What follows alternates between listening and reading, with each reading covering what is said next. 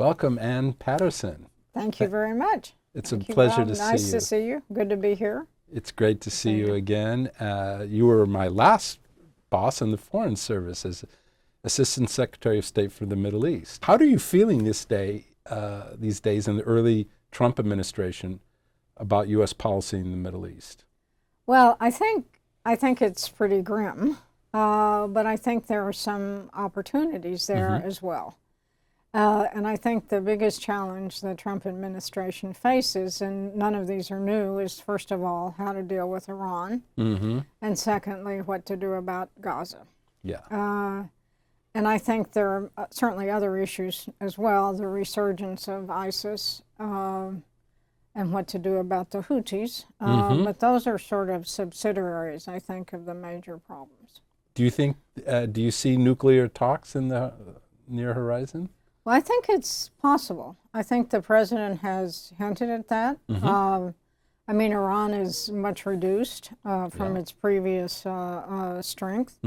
And I think this is pretty obvious in the press that there are conversations underway now between Israel and the United States. And I think Israel would like a more aggressive action, perhaps up to military action against Iranian nuclear sites. My own guess, I could be wrong about this, is that President Trump will resist this. He'll resist it because he doesn't want to be dragged into a war in the Middle East, but he'll also resist it because I'm sure he's getting a lot of counter pressure from our friends in the Gulf. Right. And then there are I think the questions about, well, can Israel go it alone? Yes. And would they go it alone? The first one, I think, is about the intelligence. Do we know where all the Iranian sites are?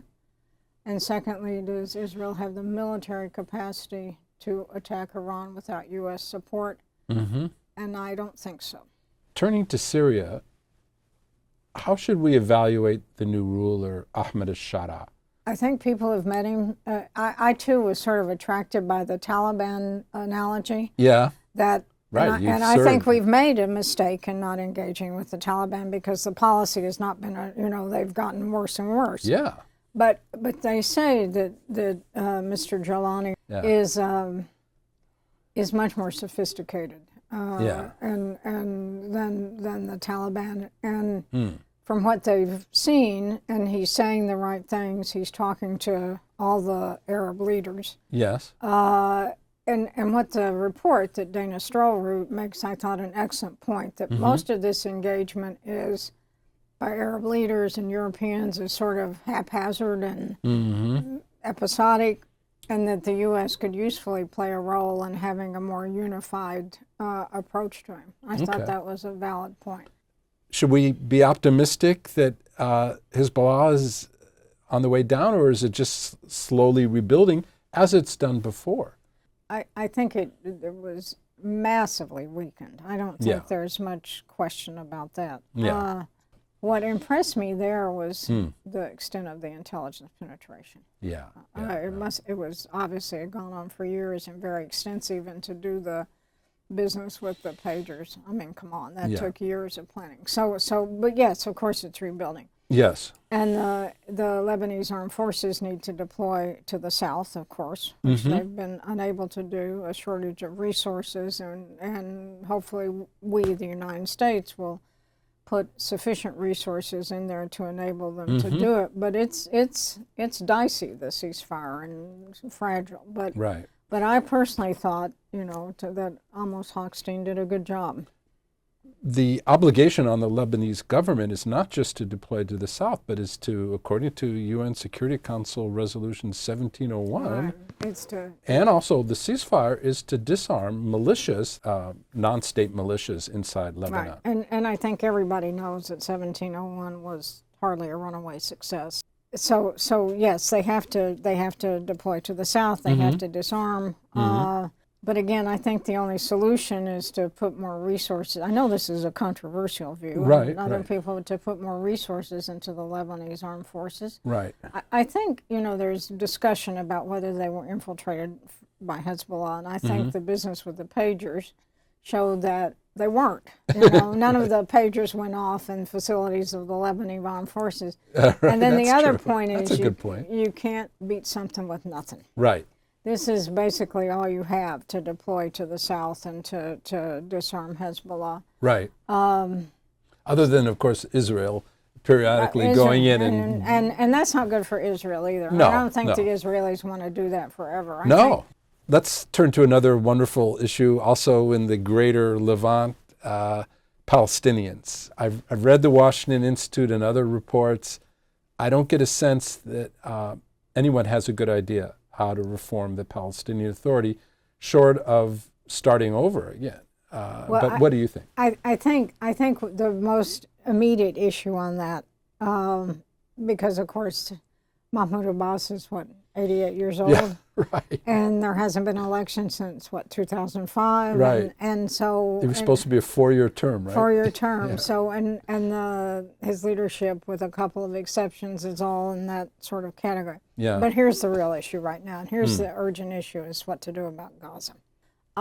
My own view, and I've said this at think tanks and other places, America's going to have to play a leadership role. We're going to have to contribute very significant financially. Someone should be working on a supplemental bill on the Hill right now. Only the United States of America has the scale and the expertise to sort of take charge of Gaza rebuilding. People don't want to hear that, and that's Exactly different right. from what President Trump said. Right. But it's true. No one else is going to do it. Now, President Trump, his comments did two things in my view. Okay. They spurred the Arabs to do something on their own. Right. The Egyptians have come out with a plan, and Right. you know it won't be complete. And he bought time for Prime Minister Netanyahu. Didn't he? He brought time for Netanyahu against his right wing. Right. His right-wing coalition partners. Right. What do you think is the trajectory now for Egypt? I'm still to this day think your posting there as ambassador was great. You took it to the intelligentsia in direct terms that they needed to hear, I thought. And Egypt hasn't changed as much as we wanted, did it? No, and look, my view was always that after I got there, the Tahrir Square wasn't so much a great thirst for democracy, but it was a response to widespread unemployment. Okay. And that hasn't changed. If anything, it's gotten worse. And for a while, when President al-Sisi came in, there were some improvements on the economy, but now they've all disappeared. Really? And Yeah. the white elephant of the new city, and Yeah. the decline of the currency, and now what must be a huge distraction in Israel about Gaza. All their executive attention must be focused on this. I think sooner or later they'll have a reckoning for the same reasons they had a reckoning before, which is Economics. Let's turn to the Gulf and go back a bit in history because, and you'll know this better than me, Ann, I think you were a pioneer in being the first senior U.S. female diplomat to serve in Saudi Arabia. Is that right? I think that probably is right. There was Janice Bey in Jeddah, but I think I was... when I became economic counselor, I think that was the first at that level. And remind me what years that was. We were there 4 years, 84 to 88, but I Wow. was the financial officer for 2 years, and then I moved up to take the counselor job. And I think that It's really an important job, isn't and it? it was super interesting because petroleum hit, I'll never forget this, it hit something like $5.80 a barrel. You know, it was a huge period of decline. Yeah, a huge drop for Saudi Arabia. But the economic section was not very difficult for a woman because almost everyone I met with in the Ministry of Finance or the Ministry of Commerce or the Ministry of Petroleum had been educated in the U.S. Right. Do you think, looking forward, and there will be an attempt, as there was in the Biden administration, under Trump also, there will be an attempt to do a normalization deal that involves U.S. providing some security. Of course, Saudis want that to be treaty-like in that it's approved by Congress. Do you see Congress approving some kind of security guarantees for a country that it doesn't share democratic values at all, like Saudi Arabia. So Bob, I think, unlike a lot of people that I know who follow the Middle East, I actually think this is a good idea.